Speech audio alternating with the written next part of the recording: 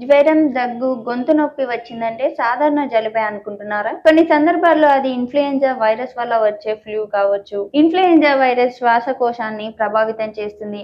జ్వరం, దగ్గు, గొంతు నొప్పి, తలనొప్పి, శారీర నొప్పులు, అలసట వంటి లక్షణాలు సాధారణంగా కనిపిస్తాయి. చాలా మందిలో ఇది కొన్ని రోజుల్లో మెరుగుపడవచ్చు. కానీ వృద్ధులు, చిన్నపిల్లలు, గర్భిణులు, రోగ నిరోధక శక్తి తక్కువగా ఉన్నవారు లేదా కొన్ని దీర్ఘకాలిక ఆరోగ్య సమస్యలు ఉన్నవారిలో తీవ్రమైన సమస్యల ప్రమాదం ఎక్కువగా ఉండవచ్చు. దగ్గేటప్పుడు, తుమ్మేటప్పుడు ముక్కు మరియు నోరు కప్పుకోవాలి. చేతులను తరచుగా శుభ్రం చేసుకోవాలి. అనారోగ్యంగా ఉన్నప్పుడు ఇతరులకు వైరస్ వ్యాప్తి చెందకుండా వీలైనంత వరకు దూరంగా ఉండటం మంచిది. శ్వాస తీసుకోవడంలో ఇబ్బంది, ఛాతీలో నొప్పి, తీవ్రమైన బలహీనత, గందరగోళం లేదా పరిస్థితి అకస్మాత్తుగా క్షీణిస్తే వెంటనే వైద్య సహాయం పొందాలి. ఫ్లూను చిన్న సమస్య తీసుకోకండి. ముఖ్యంగా రిస్క్ ఉన్నవారు జాగ్రత్తగా ఉండాలి. షేర్ చేయండి, లైక్ చేయండి, సబ్స్క్రైబ్ చేయండి.